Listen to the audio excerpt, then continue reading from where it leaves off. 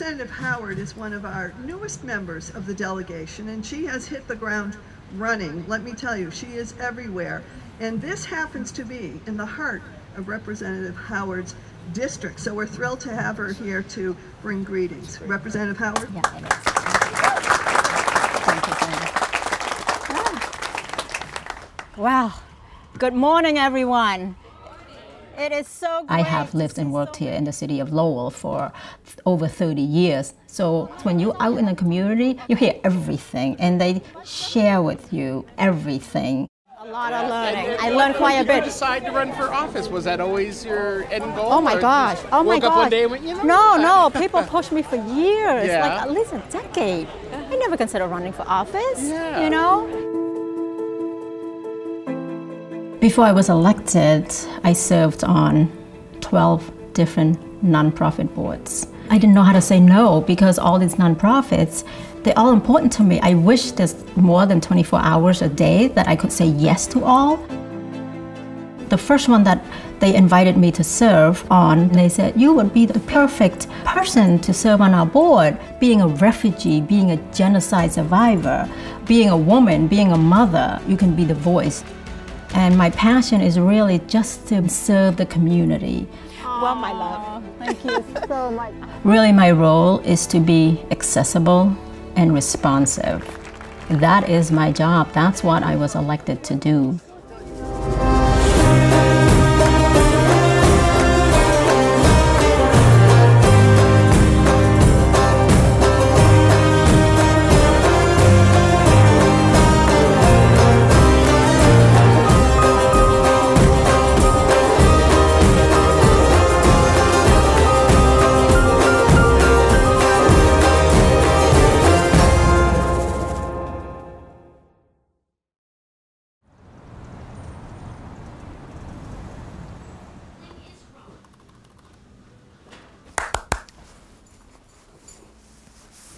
Ready to go bye-bye? Yeah. Come on.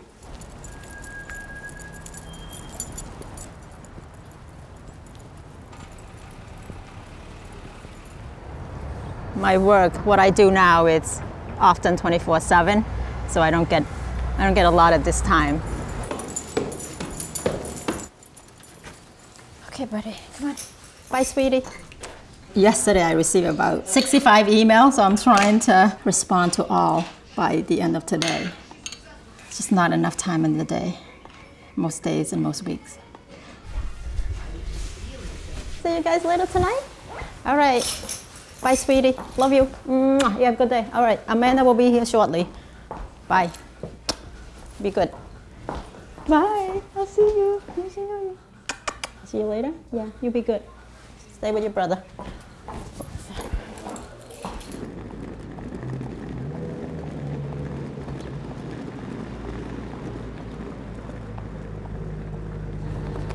Sagt så bye to me. Sagt så bye. Lowell is unique because Lowell has the second largest Cambodian population in the United States. How are you? Good to see you. Yes. Yeah, my usual, and that would be all. Just from 5 to 7 minutes from my house to my office takes at least a good 45 minutes to an hour, just talking to constituents along the way. We're going to talk with the Chamber of Commerce and just see, you know, what they think we could be doing. Excellent. Better. Excellent. Coming along good. Hey, Maite. Hi. How are you? When I was campaigning, the constituents asked to have a district office. They wanted to be able to have access and also engage with their representative. And so I made a pledge, and I kept my pledge that should I be so honored to be elected, that I would have a district office. That's the unfortunate part. Thank you all for joining us today. We really appreciate you being here. My meetings are here. I didn't realize they were waiting outside. Sorry, I am so sorry. I didn't realize you were waiting outside. Come on in, come on in. I'm finishing up a phone call. Come on. I'm supposed to go in here. Yes, you go. Come on in, come on. Yes. Sorry, Michael. Citizens, Thank you so much. See you later. Bye-bye. Come on in. Good to see you. Hi, Bob. Hi, morning. Jim. How are Hi, you? Good morning. I'm so sorry. How long you? Oh my gosh. Morning, I was on the. Don't worry about a thing. Let her worry. We can't do that to her. Come on in. Okay. Okay, so you had a question about serious the one. Songus Arena, the land The they're looking to parkland, the the parkland. beautiful- yes. So I'm waiting to hear back from UMass Lowell Yeah. and about that. I Yeah. know exactly what you're talking about behind the Songus Arena. Oh, yeah. The- People think that UMass has plans for development and that they have rights to develop. Right now, it's just hearsay. Yeah, that's what I mean. Just that's why I hearsay, decided, right. rather than be talking about it on Facebook and expressing my outrage, I was going to ask you. I mean, we don't have much green space already, as you know, in downtown Lowell. Yeah. Exactly. All right. Oh, I'm sorry. Oh, I think Jim Weil is out. My other meeting is outside. Sorry. Let me go open the door. Come on, Jim. I have my 9:15. If you don't mind waiting for a little bit. Oh, someone you know out there. Another downtown resident. How are you? Government is there to help the people. That's really their job.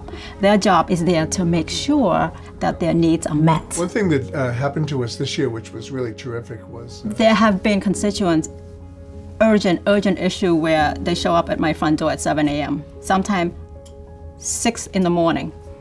Then they called, I need to meet with you. I'm like, okay, let me, put on my clothes, let me run over. well, you're doing a great job. Keep it up. Thank you. Thank you for what you're doing in the community. Takes a village. It takes a village. She cleans the trash on the streets. She does everything. She's a hero. Take care. Bye, Jim. Thank you so much. You're welcome.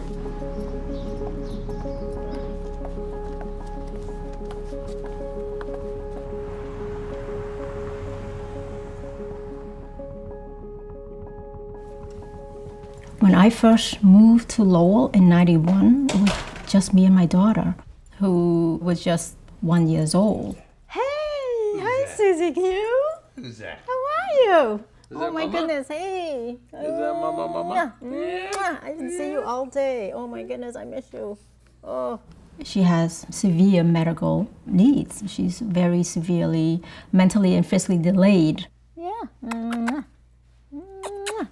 I worked at a law firm here in downtown Lowell for almost 3 years being a bilingual legal secretary, but didn't provide benefits, no insurance coverage. At this point, I am now a single mother. I needed health insurance for myself and for my daughter. My salary at the law firm was not a lot, so I couldn't get health insurance coverage for myself and my daughter with my small salary. So I decided to demote myself to a receptionist, but I get the full health insurance coverage for me and my daughter. The first day I walked into Lowell Community Health Center, people look at my daughter, people stares at her, but not this doctor. She showed that she accepted my daughter for who she is. And so many years later, it was an easy decision for me to say yes to Lowell Community Health Center when they asked me to serve on their board.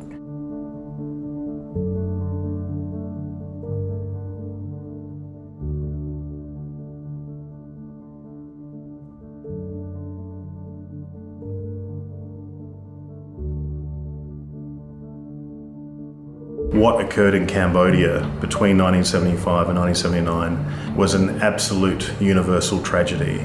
The Khmer Rouge instituted a draconian step of forcing hundreds of thousands of people to leave Phnom Penh, to go to the countryside, to work as slave laborers, where many of them were going to face death.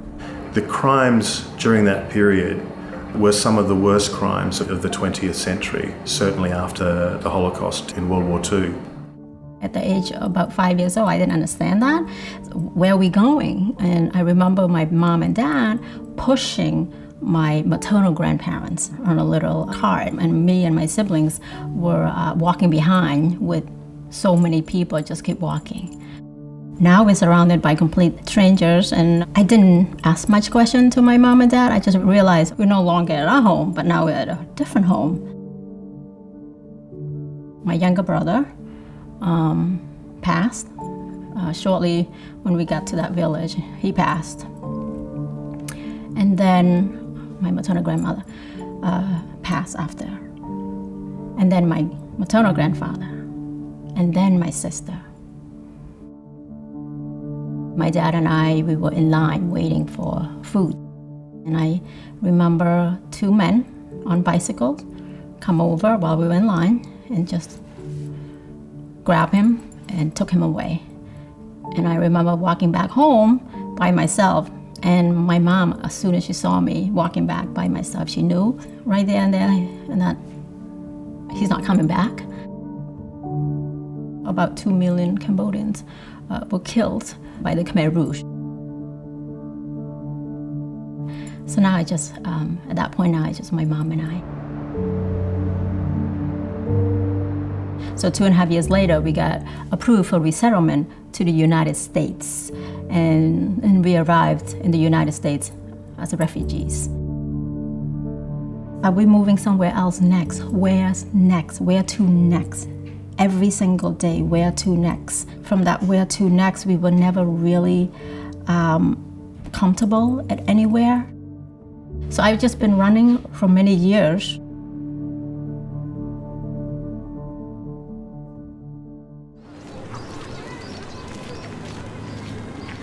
I learned really everything I know about public service from Nikki. And I would not be here today had it not been for my good fortune to have been hired by her. Thank you always, Nikki, and thank you all for being here today. Today we're here for the bridge dedication to Nikki Songas. She was my boss for 12 years, and I learned so much from her. When I was first elected to Congress, we reached out to a good friend in the Cambodian community. We were looking for someone who could do constituent services, that is someone who deals with people who have unique problems with the federal government. And Vanna became highly recommended, and we interviewed her, were very impressed, and hired her pretty much on the spot. And she has served the districts throughout my tenure in Congress. This is a community that is home to the second largest Cambodian population in the country, and it's been great to see as that community has grown and become ingrained in this city that candidates who are of Cambodian origin can rise to the top and represent not only that particular community but all of us. It is a bridge between the past and the future, and I thank you so much for honoring me with a bridge that is a testament to both where we've been and where we want to go. Thank you.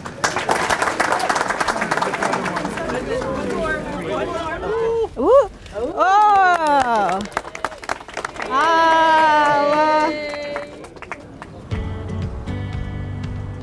How are you today? Looking sharp as always. Thank you. Nice to see you. So don't you. What's going on? So far, I have not seen any nonprofits in the area, in our community, doing anything on that. Oh, that's evening. great, Yes. because it's going to be a great event. Yeah. We really haven't had a big fundraiser for you so far. We have a great team. There was no way I could have done it without you, without your help, and with your tremendous advice, counsel, and you were there every step of the way.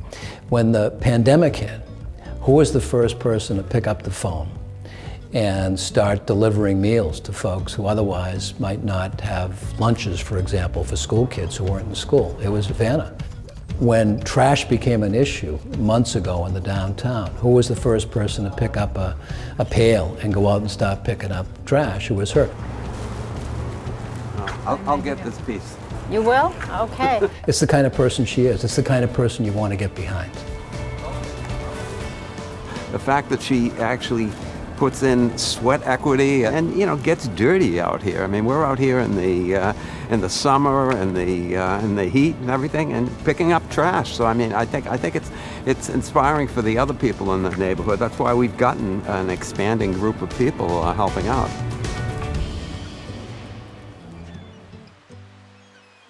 Right before the pandemic, we were in Florida on vacation. People were texting me, calling me to say, have you seen the news? I'm like, what news? The incumbent, my predecessor, has been arrested for 28 federal charges.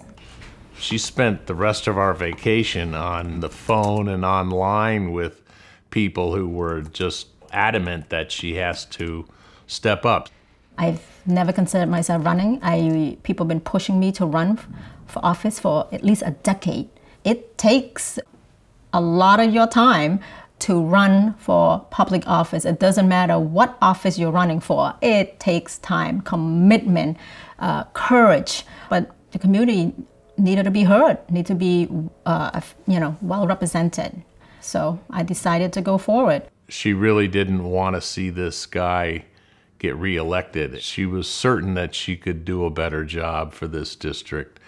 Whether she won or not, she was going to take the chance. When you indicated that you were going to run at the start of the pandemic against a multi-term entrenched incumbent who was very popular as a first-time campaign, it blew a lot of people's minds. She was going to run against probably the most popular politician in the area. The odds weren't with her. We always supported her and advised her that you're going to win, there's no question about it. But in my heart of hearts, I just felt the odds were against her. There were challenges during the campaign. I was at a voting location holding my sign, and some of my friends were right next to me holding signs. Across the street, a white man said to me, "Go back to your country, you don't belong here." Within a second, it just brought me back to '83. I was in high school, I was in a classroom, and a boy in the classroom, he said to me, "Go back to your country." Out of the blue like that, just looked at me and said, "Go back to your country." I didn't know how to respond at that moment. It just hit me hard, and I just started to cry. I remember other students were laughing, thought it was funny. So when it happened to me in the classroom as a freshman in high school in '83, and here we are in 2020, we still have someone telling someone that you don't belong here. We received threatened messages. I was scared for my life, for my family's life, and my volunteers. I considered dropping out. My team and my supporters said, "You went through worse. You survived the genocide. You got this, you can do this." So I got that reassurance from the community and from my team to keep going with the race. I always felt that you didn't get involved in politics to be something, you got in politics to do something, and you've done a heck of a lot in just one term.